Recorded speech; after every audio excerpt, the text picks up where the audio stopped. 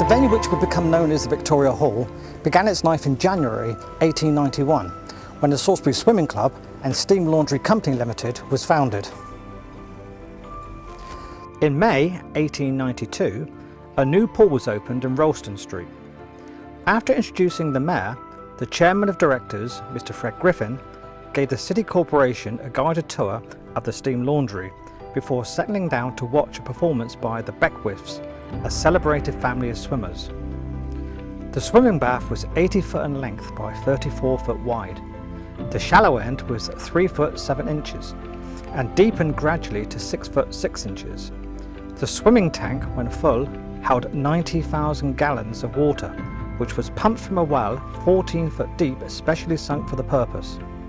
The water could be kept to a temperature of 75 to 80 degrees by the injection of steam. It became a great attraction, and patrons appreciated the heated water, a luxury at the time. In June 1892, a fire was detected in the roof of the steam laundry in Church Street. The manageress, who was working late that night, caught the smell of burning wood, and her attention was drawn to flames in the roof. She at once sent for the volunteer fire brigade, who arrived promptly and extinguished the flames. No serious damage was done on this occasion. Early in 1900 began the practice of covering the large swimming bath during the winter months, so it became a public hall, and from then it was called the Victoria Hall. In early 1920s, it was decided to completely renovate the Victoria Hall.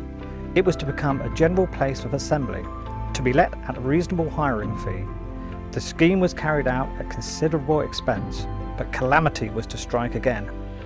In June 1922, another fire was detected in the steam laundry, and this time the damage was extensive. It even reached the roof of the adjoining Victoria Hall. It was lucky that the fire brigade was located close by in Salt Lane, and they saved the buildings from a much worse fate. From the end of 1924, a revamped Victoria Hall was ready for bookings. Salisbury citizens were able to enjoy roller skating, dances, exhibitions, stage entertainments, boxing contests, and all sorts of shows. It also proved useful for local societies, including Salisbury Amateur Operatic Society. Many famous celebrities of the musical world appeared at Victoria Hall over the years, including the famous orchestra conductor Sir Adrian Boult.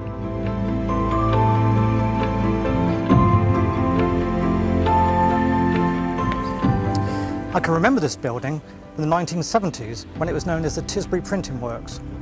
In fact, that famous old swimming pool was still there then, but over the years it became neglected until two property developers bought it, and they brought it back to its former glory, and now they've given it the respect it deserves. During the course of owning the property, clearly we knew we were buying a Grade 2 listed building. You understand, some of the history, but as part of that conveyancing, obviously you do get some of the heritage. I don't think you can take on a project like this just as a development. You have to have an interest in the history of the building. So we were very much of the view, it's got to be put back into use. What is an appropriate use for it? We've tried very much to work with the architecture of the building, being as sympathetic as possible. The previous planning application that had been put in to turn it into residential apartments was actually 3 really big 2-beds, 1 apartment on each floor. Seemed to work very nicely. But when you started looking in the detail of the planning, there's a fireplace in a hallway.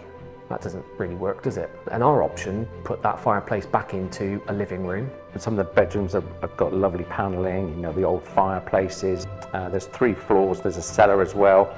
So left and right are 1-bed flats, but they are big. So it seemed like we had a viable development, one that was probably a better solution for the building in terms of its configuration and bringing some of those features back into used lived-in rooms. So we were very cognizant of the original usage of some of the rooms and tried wherever we could to bring a similar usage back into our development. To a point, we've reached that. I really like the result now. It really feels quite sort of private and secluded up here, and special, to find something like this in Salisbury. But I think more and more visits like yours, people on the street saying I used to work there, or did you know, that all adds in the flavour. So actually where we are now, almost 2 years from buying the building, I think we've got quite a nice view of the heritage of the building.